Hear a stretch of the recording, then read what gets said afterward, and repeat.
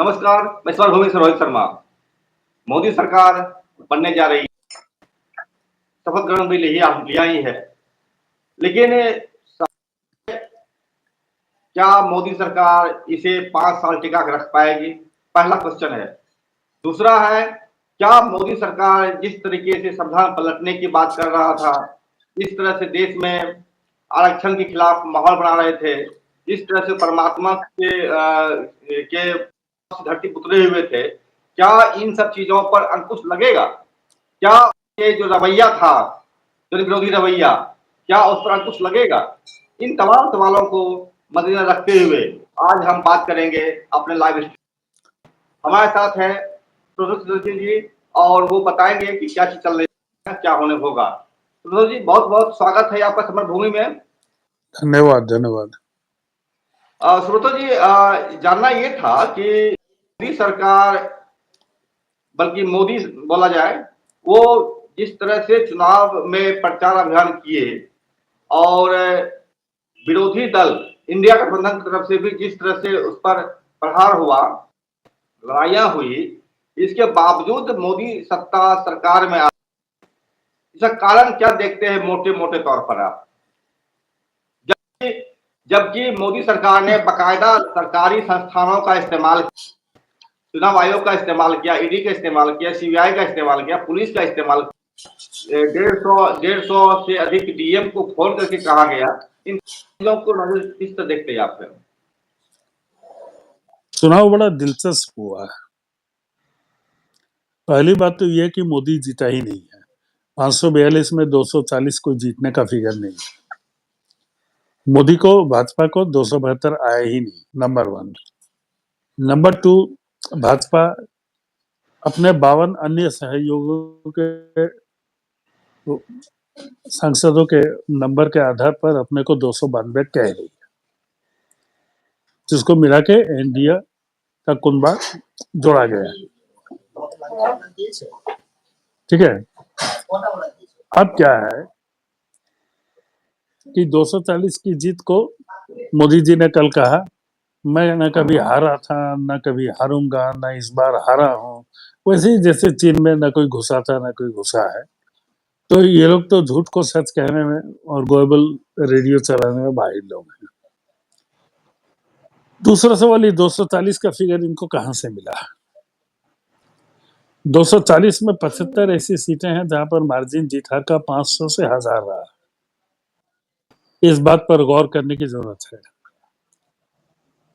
और जैसे कि आपने बताया और लोगों को बताया, मैं भी दिल्ली में बैठा हूँ, इस बात को बखूबी जानता हूँ कि अमित शाह ने 150 डीएम को फोन किया था।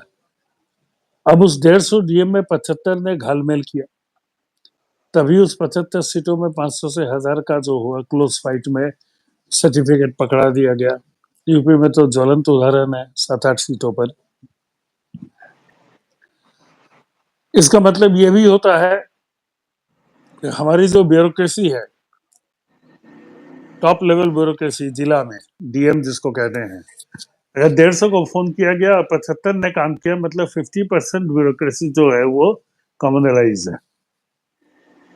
चिंता की बात यह है 50% ब्यूरोक्रेसी जो वो इतना भ्रष्ट और स्पाइनलेस है, रीढ़हीन है, कि वो किसी तरीपार के फोन पर भी संविधान को ताक में रखकर, कानून को ताक में रखकर, अपनी ड्यूटी को भुलाकर एक पार्टी को फेवर करने के लिए, हो सकता है कि वो पार्टी की एजेंडा जो है उनके मन मुताबिक हो, क्योंकि at the end of the day there is always an individual.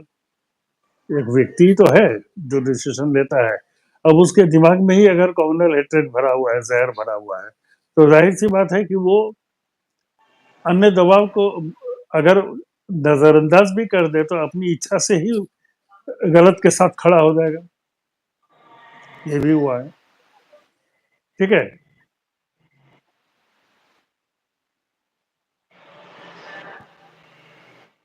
तो हटा दो, तो इनका फिगर क्या बनता है? 165। फिर उसमें धादियां हैं अलग अलग तरह की।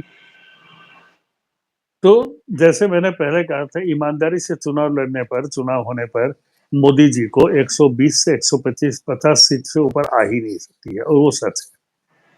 इसमें आप 2 करोड़ 9 लाख जो वोट चोरी के हैं उसको जोड़ दो, उसका इम्पैक्ट जैसे मैंने पहले बताया था, डिकोडर के अरुणोदय बनर्जी के अनुसार 324 सीटों पर हो रहा है।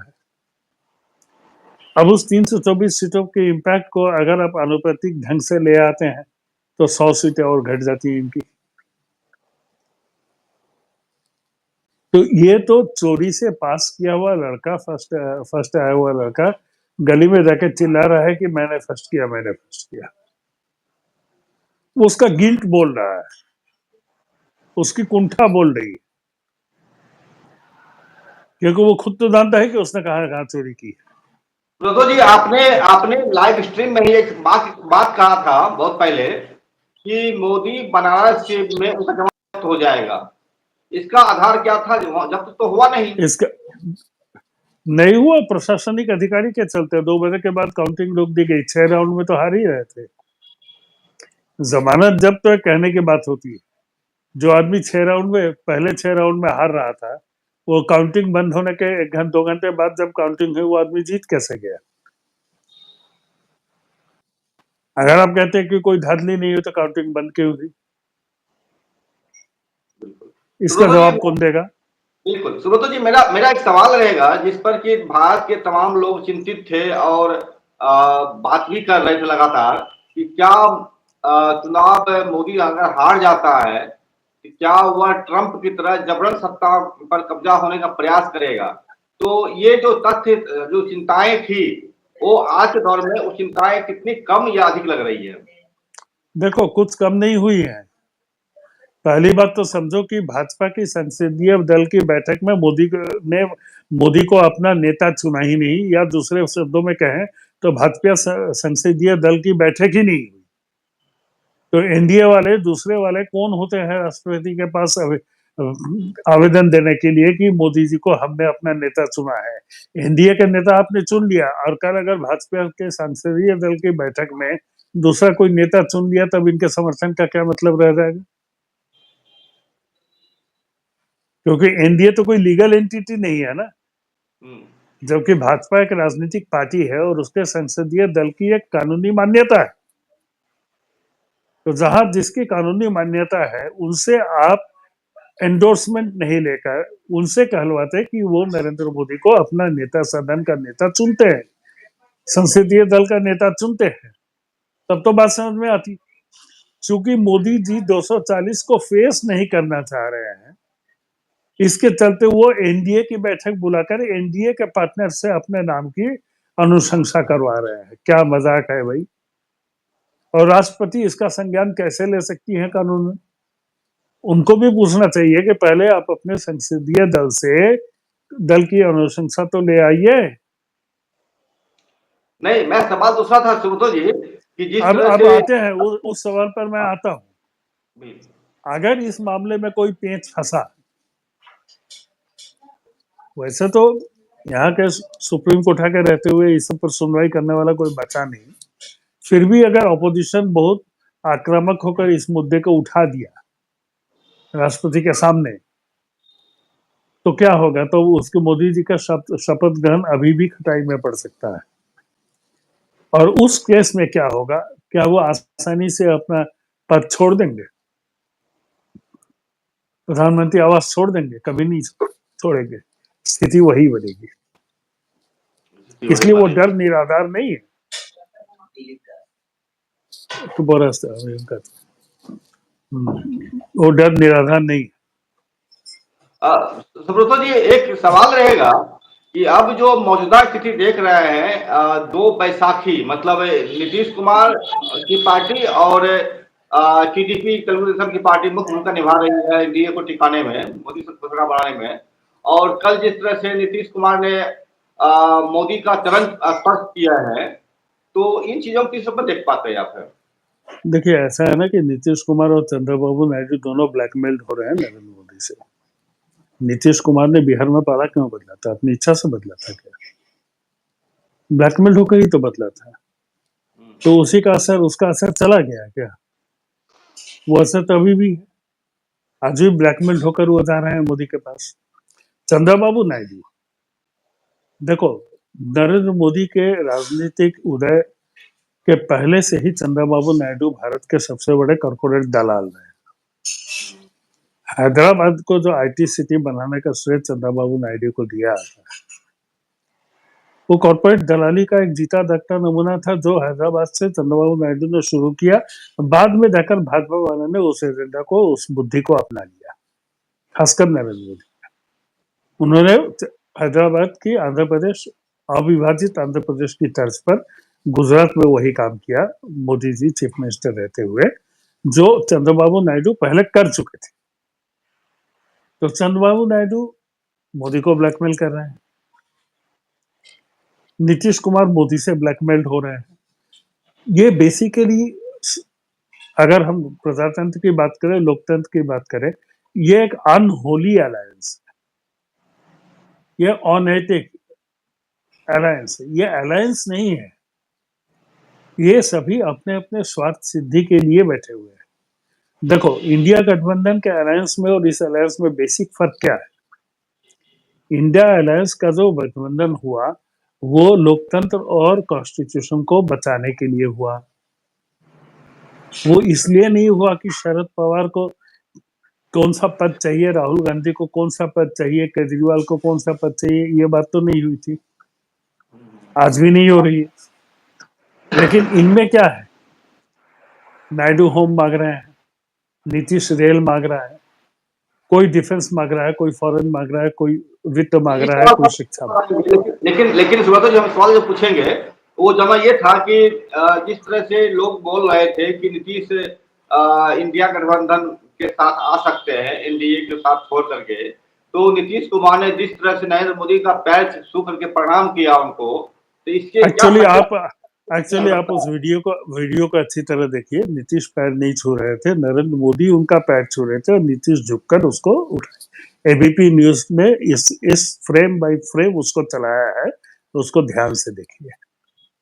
ये एक दुष्प्रचार है, जैसे वो दुष्प्रचार है कि उस लड़की ने कंगना रनावत को थप्पड़ मारा। थप्पड़ उसने नहीं मारा था। ये सारी चीजें राजनीति में फैलाई जाती है, लेकिन फैक्ट ये है, मैंने उस फ्रेम बाय फ्रेम देखा है, 7-8 बार फ्रेम करके एबीपी न्यूज ने कल चला दिया था। नरेंद्र मोदी पहले झुके पैर छूने के लिए, नीतीश ने उससे भी ज्यादा झुककर उनके हाथ को ऊपर कर दिया।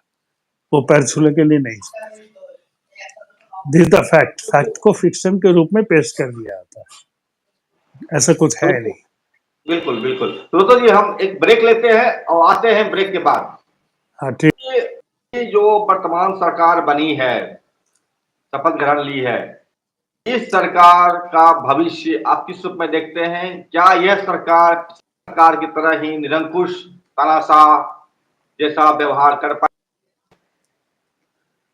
देखिए, पहली बात तो है कि सरकार ने शपथ ग्रहण नहीं किया है, करने वाली है कल, ठीक है। और राजनीति में 24 घंटे बहुत बड़ी बात होती है, बस इशारे में कह रहा हूँ, बाकी लोग समझे। कुछ भी हो सकता है। अगर शपथ ग्रहण कर लेती है, मोदी सरकार बन भी जाती है, तो इस बार ऑपोजिशन काफी ज्यादा कमिटेड है, यूनाइट है, और उसका साइज काफी बड़ा है। मोदी सरकार सिंपल मेजोरिटी में भी भाजपा नहीं है। सिंपल मेजोरिटी लाने के लिए उसको नीतीश नायडू के सिवा बाद भी 3 और एमपी चाहिए, तब जाकर उनका 272 पूरा हो रहा है। तो इसको हम लोग कहते हैं वॉकिंग ऑन थिन आइस, माने बर्फ के बहुत महीन चादर पर, पतली चादर पर हौले हौले पांव ही चलना पड़ता है। उस पर पैर पटकने से बर्फ की वो चादर टूट जाएगी और आदमी गड्ढे में गिर जाएगा। इस चीज को भाजपा, नरेंद्र मोदी सभी समझ रहे हैं। तो पहले तो जैसे मैंने बताया, इनकी पहली प्राथमिकता होगी कम से कम 40 और सांसदों को इधर उधर से खरीद कर अपनी संख्या को सुनिश्चित करना है।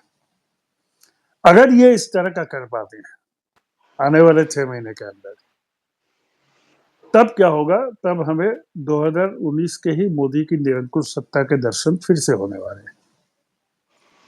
और अगर ये नहीं कर पाते हैं तो समझो 1 जुलाई से आने वाला जो पुलिस एक्ट में बदलाव है उसको भी ये लागू नहीं कर पाएंगे। पहले तो पांव वहीं पर से पीछे खींचना पड़ेगा। सीएए एनआरसी पर जो केसी त्यागी का कल स्टैंड आया उस पर भी पुनर्विचार करना पड़ेगा। अग्निवीर पर पुनर्विचार करना पड़ेगा। वैसे मोदी जी में एक विशेषता है, उनको थूक कर चटने में कोई परहेज नहीं होता है।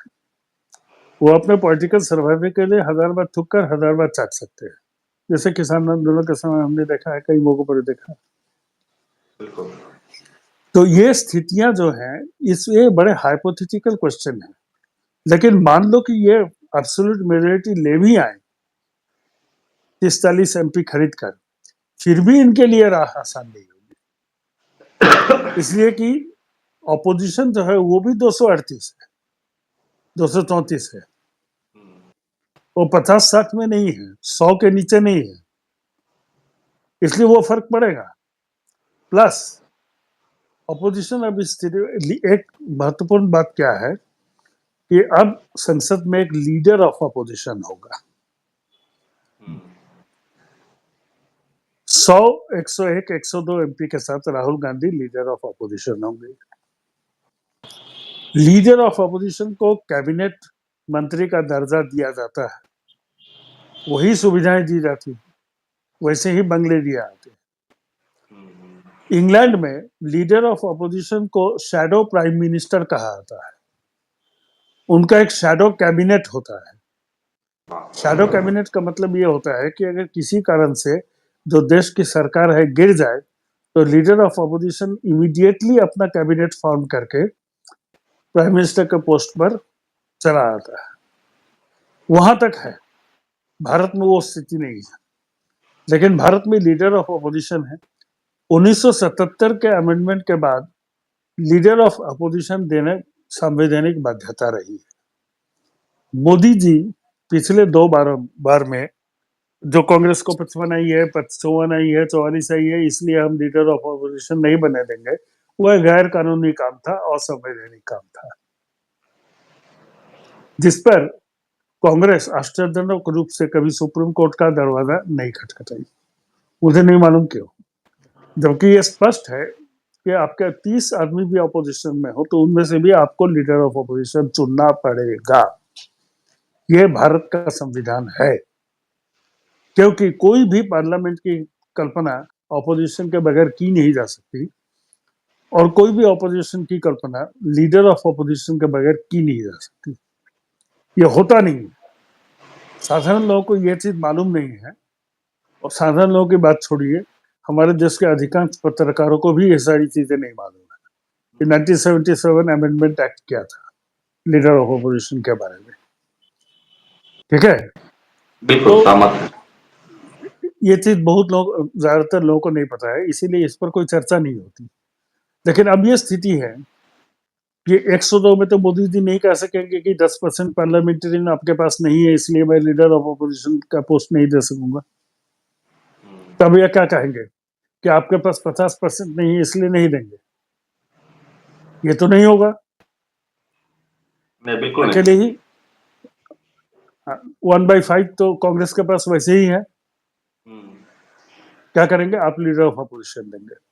जब वो देंगे तो उनके स्टेटमेंट को आप पार्लियामेंट के रिकॉर्ड से मिटा नहीं सकते हैं। जैसे प्रधानमंत्री के स्टेटमेंट को पार्लियामेंट के रिकॉर्ड से नहीं मिटाया जा सकता है, एक परंपरा के रूप में ही सही, यद्यपि इसके लिए कोई कानून नहीं बना हुआ है, उसी तरह से लीडर ऑफ ऑपोजिशन के स्टेटमेंट को भी पार्लियामेंट के रिकॉर्ड से नहीं हटा सकते। तो पिछली बार जिस तरह से उसने अदानी पर बोले गए राहुल गांधी के भाषण को हटा दिया था, ये इस बार संभव नहीं होगा। जब संभव नहीं होगा तो भारतीय प्रेस जो कितना भी अपनी पिछली दुम के पीछे, पावर टांगों के पीछे दुम दबाकर या मोदी के सामने दुम हिलाता रहे, प्राथमिकता देनी पड़ेगी उसको, लीडर ऑफ ऑपोजिशन की बात को, क्योंकि वो पार्लियामेंट्री रिकॉर्ड की बात है। तो नैरेटिव सेट होते रहेंगे, काउंटर नैरेटिव सेट होते रहेंगे। इसीलिए तो स्वस्थ ऐसे पूछना था कि वे 99 सांसद आपको कांग्रेस के हैं अपना। दो और आ गए, 101 हो कौन गए कौन? हैं। सांगली आ गया, पप्पू यादव आ गए। पप्पू यादव आ गए। हाँ, यही मैं पूछा। सांगली, पप्पू यादव सांगली के सांसद, महाराष्ट्र में सांगली है, उसके सांसद ने भी कल ज्वाइन कर लिया। अभी और भी ज्वाइन करेंगे।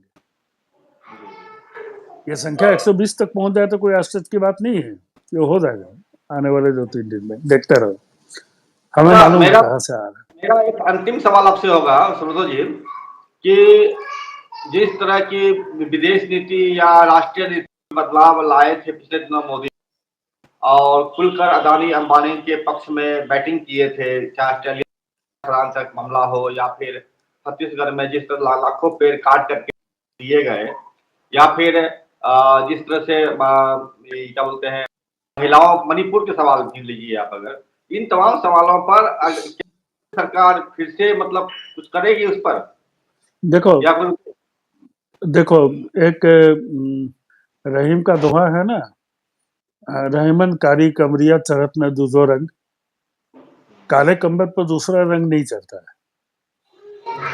जो कंबल काला है उस पर कोई दूसरा रंग नहीं चढ़ता है। कहने का मतलब है कि जो दुर्जन है, हाँ, दुर्जन के मन में सज्जनता की छाया नहीं पड़ सकती है, वो नहीं होता है।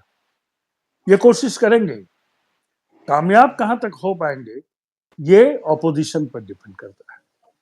इसलिए मैंने कुछ दिन पहले एक लिखा था कि हाँ, कांग्रेस भारी भूल कर रही है, नैतिक स्टैंड पर सरकार के क्लेम करने से जो पीछे हट रही है, प्रयास नहीं कर रही है। हो सकता है वो कर भी रही हो, मुझे नहीं मालूम, इतनी अंदर की बातें, लेकिन अगर नहीं कर रही है तो ये भारतीय जनादेश का अपमान है।